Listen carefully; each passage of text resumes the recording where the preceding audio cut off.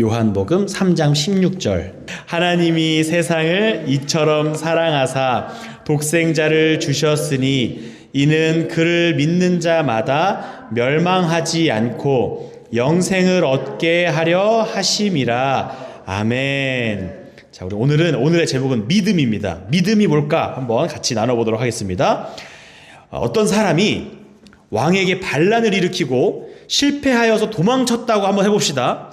왕에게 반란을 일으키면 어떻게 해야 됩니까? 역적이니까. 역적이니까? 내쳐야죠. 그러면은 우리 만약에 재환성도님이라면 이 사람을 어떻게 내치실 것 같으세요?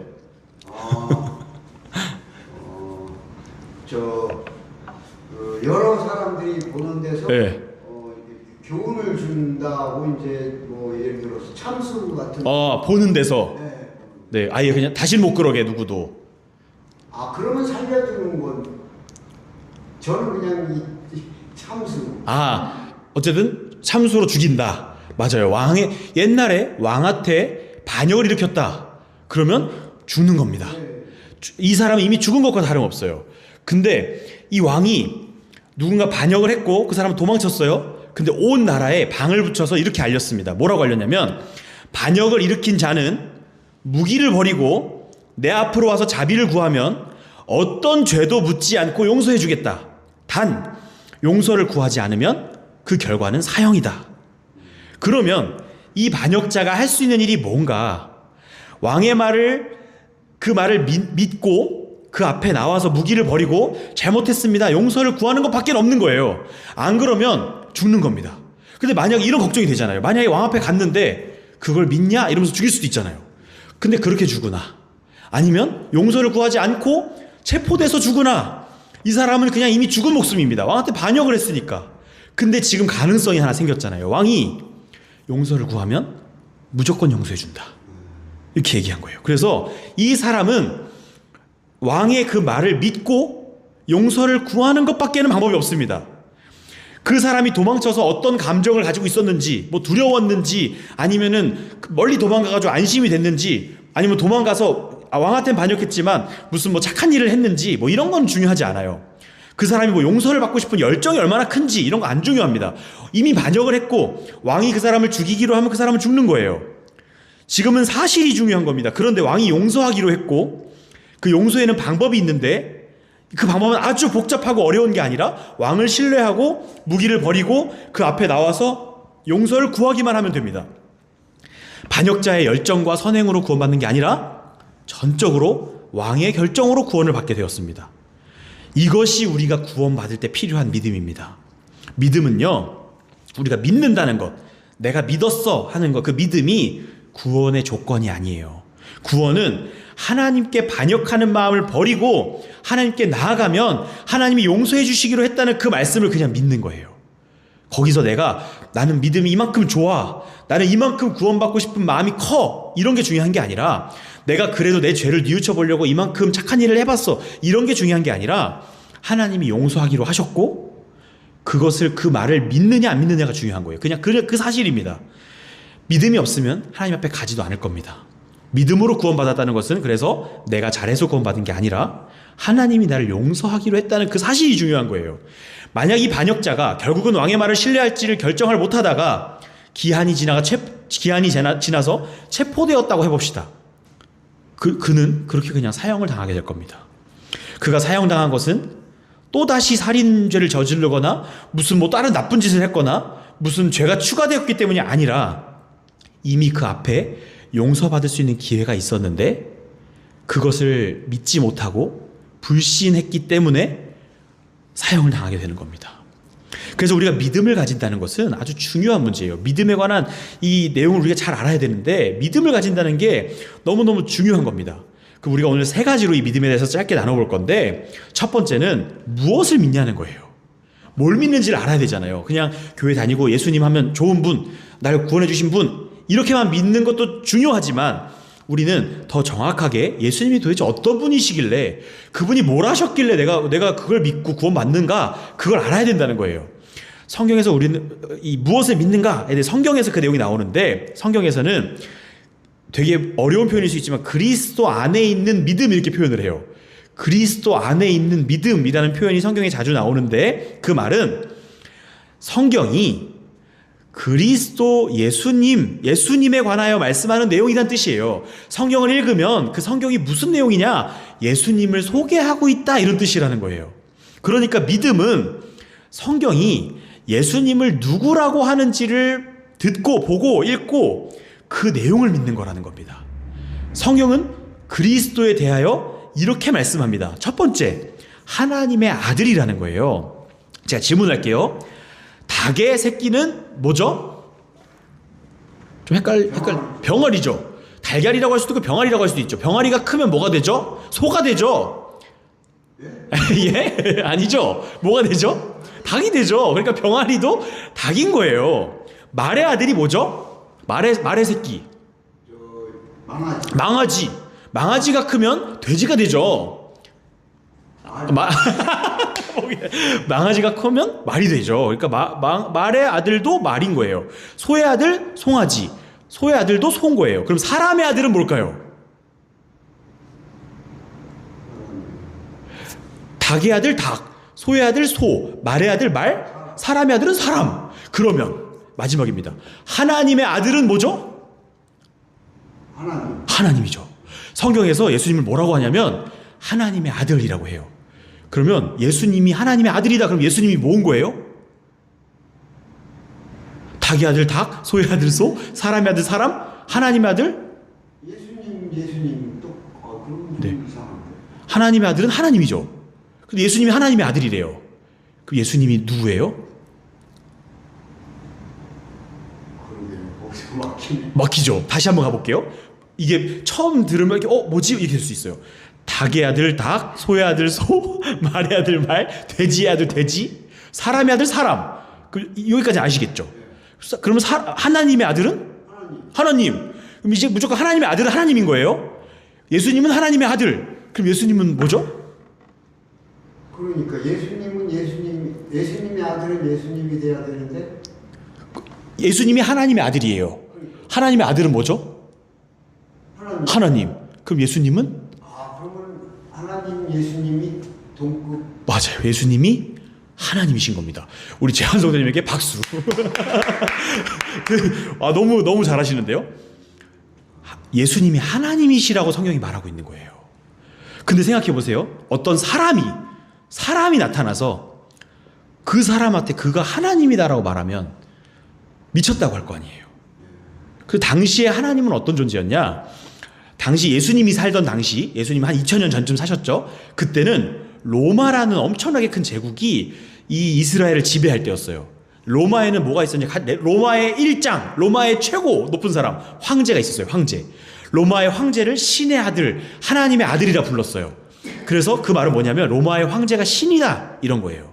그래서 만약에 어떤 다른 사람한테 하나님의 아들이라고 부르면 그거는 로마 황제에 대한 반역일 뿐만 아니라 그 존재가 신이라고 말하는 거랑 똑같은 거였어요. 근데 그걸 누구한테 말했냐면 예수님한테 예수님은 하나님의 아들이십니다 라고 사람들이 고백하고 예수님 스스로도 그걸 인정하는 거예요. 맞아, 나는 하나님의 아들이야. 나는 하나님이야 라고 말한 거랑 똑같은 거예요. 그래서 성경은 예수님이 하나님이시라고 가리키고 있고 하나님이라는 그 가르침을 우리는 받아들이고 예수님이 하나님이시구나.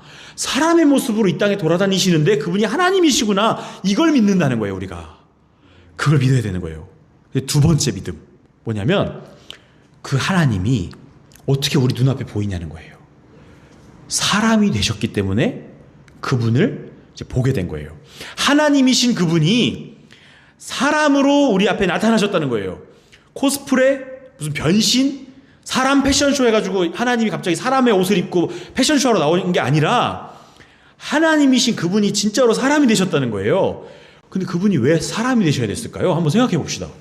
하나님이 우리를 보기 위해서 그냥 내려오시면 되잖아요. 근데 왜 사람이 되셔야만 되는가? 하나님은 하실 수 없는데 사람은 할 수 있는 게 있어요. 그게 뭘까요? 막히셔도 괜찮아요. 대답 못하셔도 괜찮고 그냥 생각해보는 시간인 거예요. 한번 머리를 막 굴려봅시다. 하나님도 못하는데 사람이 할 수 있는 게 있다고? 하나님은 이거 절대 안 돼요. 근데 사람은 이걸 할 수 있어요. 마지막에 사람이 다 겪는 게 있어요. 모든 사람이 마지막에 겪는 거 하나님은 못해요. 죽음. 맞아요. 바로 그겁니다. 우리가 죄를 지었는데 막 도둑질 많이 하고 막 범죄를 저지른 사람이 죄인이 아니라 성경은 하나님께 반역하고 하나님을 사랑하지 않는 걸 죄라 그래요. 그래서 그걸로부터 거짓말도 나오고 도둑질도 나오고 살인도 나오고 미움도 나오고 모든 죄가 나오는데 하나님은 거기서부터 나온 죄를 보는 게 범죄들을 보는 게 아니라 그 속에 있는 하나님을 인정하지 않고 하나님을 사랑하지 않는 그 죄를 본단 말이에요. 근데 그 죄는 모든 사람한테 다 있어요. 근데 그 죄값을 치러야 되는데 그 죄값이 뭐냐? 바로 죽음이에요. 그 죄값이 죽음입니다. 죽음으로 그 죄값을 치러야 돼요. 근데 하나님은 죽으실 수가 없어요. 그래서 어떻게 하셨냐? 사람이 되기로 결정하신 거예요. 죽으려고. 그래서 예수님이 이 땅에 태어나신 것, 우리 성탄절이 되면, 크리스마스가 되면 예수님이 탄생을 기뻐하면서 어떤 교회들은 막 생일 축하도 해요. 뭐 해도 돼요. 괜찮아요. 근데 기억은 해야 돼요. 예수님은 죽기 위해서 오신 거예요. 그래서 막 생일 축하하는 게 사실 좀 어색할 수 있는 거예요. 죽으러 오신 분을 축하하는 게 좀 이상하죠. 근데 어쨌든 예수님은 죽기 위해서 태어나신 거예요. 근데 이때 한 가지 기억해야 될 것은 세 번째로 넘어가면 이분은 하나님이셨다가 사람으로 바뀐 게 아니라 여전히 하나님이시면서 동시에 사람이신 거예요. 그럼 반반 사람인가? 반인 반신? 이런 거 아니고 완전히 하나님으로 존재하시면서 동시에 완전한 사람이신 거예요. 세상의 논리로는 이해하기가 참 어려운 부분이에요. 완전히 하나님이신데 동시에 완전히 사람이라는 것이 성경의 가르침이에요. 그래서 예수님은 하나님이셨다가 사람이셨다가 왔다 갔다 하는 게 아니라 동시에 하나님이시면서 사람으로 존재하시는 거예요. 이분이 우리한테 어떤 분이시냐? 네 번째가 유일한 중보자라고 써 있는데 이게 참 어려운 말처럼 보이지만 쉬운 말이에요. 어떤 이 큰 강이 있어서 사람이 건너지 못하는데 여기서 저기까지 건너야 돼요. 근데 거기에 다리가 하나밖에 없다는 뜻이에요. 그게 유일한 중보자. 하나님과 우리 사이에 다리를 연결해 주시는 유일한 분이라는 뜻이에요. 예수님이 우리의 죄값을 치르신 것을 어려운 말로 속죄라고 하는데 속죄는 뭐냐? 죄값을 치렀다 이 뜻이에요. 대신값을 치렀으면 누군가가 제가 어렸을 때 슈퍼에 가가지고 돈 개념이 없을 때 먹고 싶은 걸 하나 집어서 그냥 나온 거예요 밖으로. 그럼 그 슈퍼 주인 사장님은 기분이 어떠셨을까요? 제가 왜 저걸 도둑질 해가지 이래서 마음이 드셨겠죠. 근데 어린 아이니까 이해를 했겠지만 그 뒤에서 저희 부모님이 어떻게 하냐? 가서 아이고 이러면서 그 값을 지불하는 거죠. 그러면 저는 그 물건을 그냥 가지고 나왔지만 그 값이 지불되었으니까 가져갈 수 있게 되는 거예요. 그래서 하나님이 예수님의 목숨을 우리를 위해서 내어주셔서 우리의 죄값인 죽음을 대신 치르셨으니까 우리는 그 죄값을 치를 필요가 없는 거예요. 근데 그 죄값이 치러지고 나서 무슨 일이 벌어지냐? 하나님 감사합니다. 고마웠고요. 잘 사세요. 저는 제 갈 길 갈게요. 이게 아니라 그때부터 하나님과 동행하는 거예요. 하나님께 갈 수 있는 거예요. 하나님 앞에 가서 마음껏 예배도 하고 마음껏 기도도 하고 전에는 그냥 죄인이고 예수님 믿지 않으면 아무리 기도해도 하나님이 안 들으세요. 근데 예수님이 다리가 되셔서 그 다리를 건너가면 예수님을 통해 그러니까 나 가면 거기 누가 있냐? 하나님 계시다는 거예요. 예수님을 믿으면 하나님께 갈 수 있는데 여기서 기억할 것. 예수님을 통하지 않고서는 하나님께 갈 수 없다는 겁니다. 다른 길이 없어요. 착한 일, 선행, 무슨 하나님을 생각하는 기도를 하루에 10시간씩 한다? 이런 걸로 구원을 받을 수 없단 말이에요.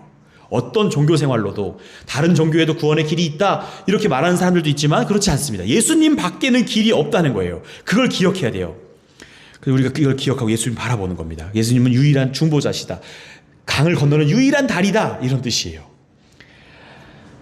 이때부터 우리가 한 가지 기억해야 될 게 있는데 우리 마음속에 하나님 막 일하세요. 성령 하나님이 일하시는데 이제 내일부터 우리가 이 신앙기초반 할 건데 그때부터 하나님이 어떻게 존재하시는지 이런 거 다 배울 거예요. 그래서 오늘은 이게 다 이해가 안 돼도 앞으로 차근차근 배워나갈 건데 성령 하나님도 계세요. 그러니까 하나님 아버지가 계시고 아들 예수님이 계시고 성령 하나님이 계시고 복잡해 모르겠어요. 근데 이거를 이제 차근차근 배워나갈 건데 어쨌든 성령 하나님이라는 분이 우리 마음속에서 일하셔서 우리가 구원을 받게 돼요. 믿음이 생겨요.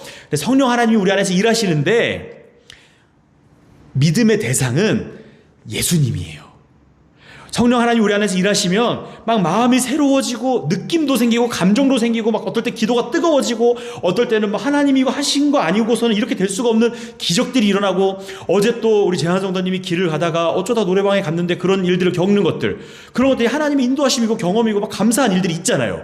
근데 그런 일들이 우리의 믿음의 대상은 아닌 거예요. 그런 일들을 겪고 감사할 수 있고 그런 일들로 기뻐할 수 있고 기뻐해야 되고 감사하고 기뻐하고 살아가는데 그럼에도 불구하고 우리는 항상 우리가 믿는 대상은 오직 예수님인 겁니다. 우리가 구원받을 수 있는 길은 내가 길을 가다가 하나님이 나한테 이런 은혜를 주셨어 그러니까 난 구원받은 거야가 아니라 우리가 구원받은 이유는 예수님 때문인 겁니다. 예수님밖에는 길이 없어요. 그래서 예수님을 믿어야 되는 겁니다. 그래서 교회 다니실 때 사실 나는 예수님 믿는 건 잘 모르겠고 나는 찬양이 좋아. 나는 체험하는 게 좋더라. 나는 기도 뜨겁게 하는 게 좋더라. 나는 교회에서 저기 소파에 누워서 자는 게 좋더라. 이런 게 아니라 교회 밥이 맛있더라. 이런 게 아니라 교회를 다니는 거 좋아요. 막 밥 먹고 찬양하고 다 좋아요. 다 해도 돼요. 근데 구원받는 거에 있어서만큼은 예수님 밖에는 길이 없다는 겁니다. 그걸 우리가 믿어야 되는 거예요. 그러면 우리가 이제 어떻게 믿어야 되는 거로 넘어가 봅시다. 예수님을 믿어야 된다는 걸 이제 우리가 나눴어요. 예수님을 믿어야 됩니다. 근데 성경에 예수님에 대한 이야기가 적혀 있으니까 성경을 배우거나 성경을 읽거나 해야 돼요. 그러면 오케이, 예수님 믿는 거 알겠어요. 그러면 어떻게 믿습니까? 라는 질문을 던져야 돼요. 우리가 믿는다고 할 때 내용과 대상은 알았는데 어떻게 믿어야 하는가를 궁금해야 되는 겁니다. 믿음은 구원을 위해서 예수님께서 하신 말씀과 그분이 하신 일을 믿는데 아주 뻔하지만 핵심을 찌르는 건데 어떻게 믿는가 했을 때 정말로 구원을 받을 것에 대한 기대가 있는가를 우리 스스로 물어야 돼요. 한번 우리 자신에게 대답하실 필요 없고 저도 저 자신에게 묻고 우리 스스로 자신에게 한번 물어봅시다. 정말로 예수님 때문에 구원받는다는 것 때문에 기쁘고 정말로 예수님이 기대가 되는지. 세상에서 누가 돈 준다 그러는 거 기쁜 게 아니라 좋은 집에 사는 거 기쁜 게 아니라 방금 저희가 아내랑 저랑 이사 갈 집을 보고 왔거든요. 근데 그 집은 더 작고 더 초라한 집이에요. 그래서 이게 그 더 좋은 집에 살고 싶은 마음이 왜 없겠어요, 우리한테. 그러면서 돌아와서 아내랑 이런 얘기를 했어요. 우리가 조금 더 작은 집으로 조금 더 초라한 집으로 가지만 우리가 정말로 예수님 때문에 기쁜가? 한번 돌아보자. 이런 얘기를 나눴어요. 사람인지라 더 좋은 집에 살고 싶죠. 더 삐까뻔쩍한 곳에 살고 싶죠. 근데 그게 아니어도 세상의 복 못 누려도 예수님 때문에 기뻐하자 이런 얘기를 나눴어요. 우리 스스로에게 질문해 보자는 거예요.